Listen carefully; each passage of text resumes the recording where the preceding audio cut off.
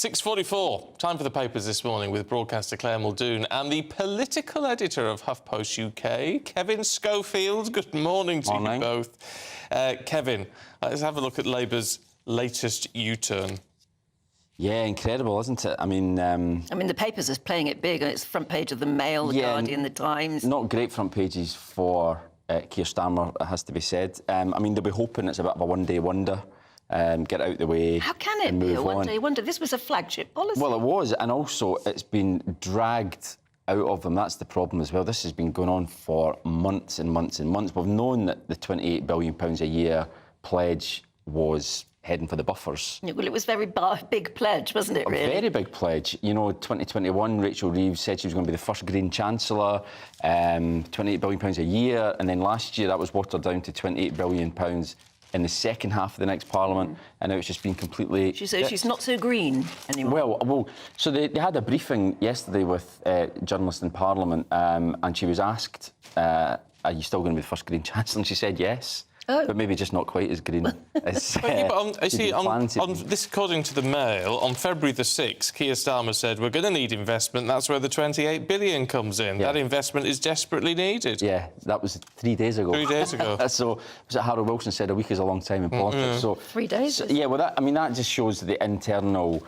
tensions that there's been, because Rachel Reeves was out and about last week and she was asked in one interview 10 times was the £28 billion policy still in place, and she wouldn't confirm it. Kevin, she wouldn't even say 28 billion. And months to sort this stuff out. Of course they have. They've been, 8, 10 flip-flopped U-turns from Keir Starmer, and he's possibly facing the weakest government that we've had in a long time, and yet they're still coming up with all of this rubbish. The British people deserve more than this in politics, to be honest with you. Yeah. Well, I'm absolutely affronted at the state of it at the moment. The main problem is it plays into this idea that a lot of voters have got that he doesn't really stand for anything.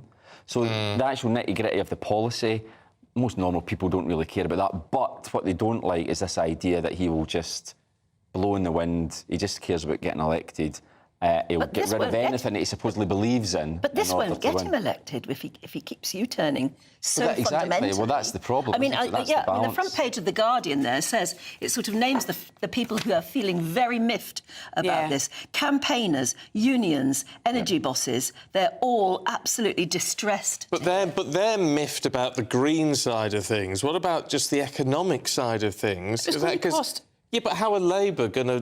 This was their plan to grow the economy. Yeah. So how are they going to grow... How are they going to get us out of this mess if they haven't got a plan now? It was going to cost every single British household, £1,400 for them to implement this green policy. It's all about net zero. I'm sorry, I keep going back to this. I mean, the net zero date is 2050, I believe. Yeah. The Bank of England, a couple of months ago, said that the double down on net zero is actually causing inflation. So it's causing a lot of other things working in the economy in terms of machinations, in terms of what we've got in our pockets. At the end of the day, it's an absolute narrative and it's a directive that not everyone can, afford, and not everyone, unless you're Just Stop Oil or an energy firm, can actually get on board with. It's not the right time. It's not the right time. That's the gut feeling, isn't it? It's never going to be the right time. No, I agree with that, but it's worse than ever at the moment, isn't it? It's not exactly an abundant time. Well, we've already had Rishi Sunak last year rowing back on the Conservatives' green policies, and now we've got Labour doing exactly the same thing. You know? So you're right, it's in terms of because they think it'll make them more electable. Yes. That's the priority to them. Yeah. It's not the climate or the planet or the environment. No, it's not. It's all about pure politics. Which is disgusting. Which is what all but it was care about. It was always thus. Well, absolutely. Yeah. Whatever the phrase is. It's almost going to be a no-go area, isn't it, for both main parties in the upcoming election campaign, is they're not going to have anything to say on this, on net zero, are they? Well, do you know what, Anne? They can form their own energy company because they blow so much hot air on a daily basis, they can practically run the country on that. Well, maybe we're going to see a surge in Green Party votes. Stephen, do you agree with me? No. I'm not agreeing with you this week. You've milked it for a week that I agreed with you last week on a couple of things. Never again. Never again. Claire. Yeah. Oh, actually, I might agree with you with this, actually. 48,000 children having teeth pulled last year. 100 a day going into hospital, and a lot of them, it's their very first time entering a hospital since birth. And that is awful. And seeing a dentist. And seeing a dentist. And I'm sorry, it's not the NHS fault. It's not the dental's fault for not having NHS dentists. If you're a parent, you have a dentist, and if you pay privately, your children are seen under the NHS up until the age of 18, free of charge. This is parental abdication of responsibility. That's it in a nutshell. I agree. I'm really sorry. And generation gap, 48,000 kids, as you quite rightly said, had teeth pulled in a year as NHS dental hell grows.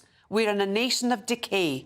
Yeah, but as you say, it's not to do with NHS dental health, No, it's actually. not, Stephen. And Kids it's not the shouldn't- job of teachers to brush your Exactly, children's Anne, and teeth. it's not the job of It's Keir your Starmer job as a or the Labour parent. Party to implement that in schools either.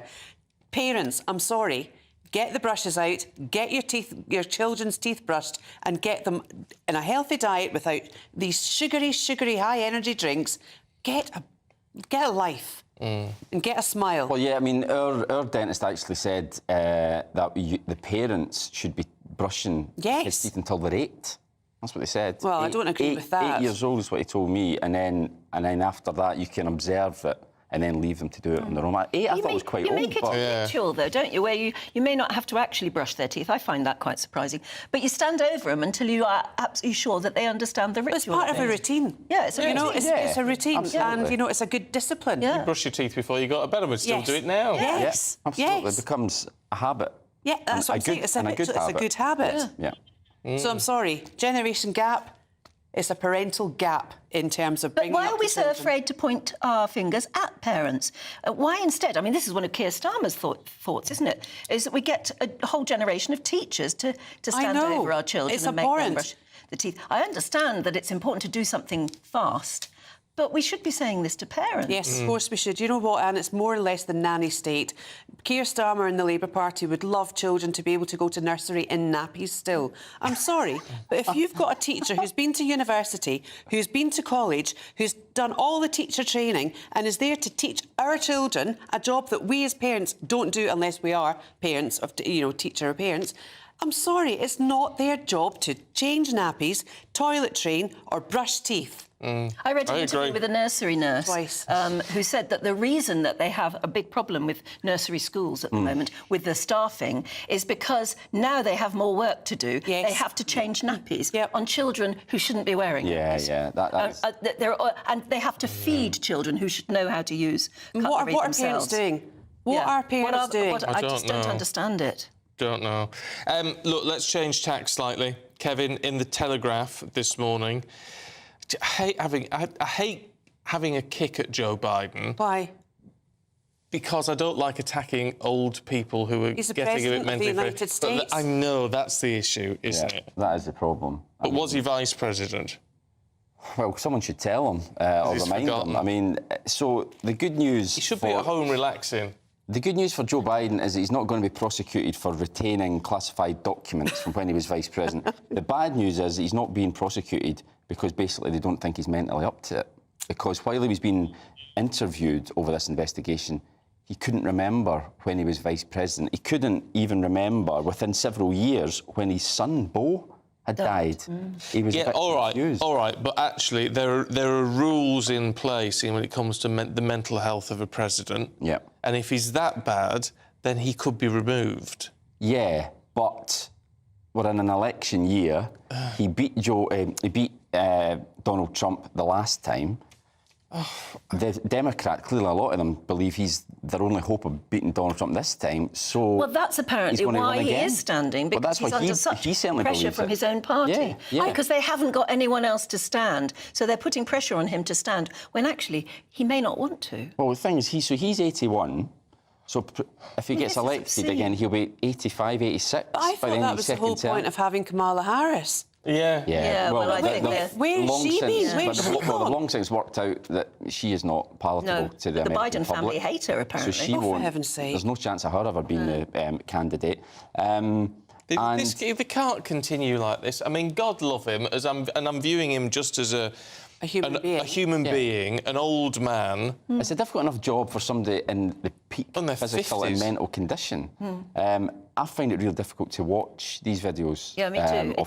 It's very awkward. And you wonder why his wife let... I mean, if I were his wife, I would not let him. I agree, Anne. And I think they must be under intense pressure from the party. Or are they that removed from reality? Well, that too, maybe. You know, There was a video during the week. Did you see he was talking about the French President Mitterrand, who died in 1996? Instead of Macron. Instead of Macron, and it's painful to watch. It's not fun. Right. No. And it's just incredible but if he that didn't stand, Trump would walk it, wouldn't he? Yeah, but there's no obvious alternative. Well, I think so, because there's no real Democrat star. But then we'd never heard of Obama or anything till he stepped. No, he came out of nowhere, didn't he? You know, and so it's just like... it's not time now. Where's the young blood? Well, it's a pretty damning indictment, isn't it, of American politics? Is that the two candidates probably at the next election are going to be Biden, who's 81, Trump, who's 77. You know, where are... I mean, I think Bill Clinton is still younger. It's almost like the Vatican. Than both of them, and he was president 30 years ago. Yeah. It was remarkable. OK, look, we're going to leave it there. Kevin, Claire, thank you. We'll catch up with you a little bit later on, but let's get a look at the weather with Alex.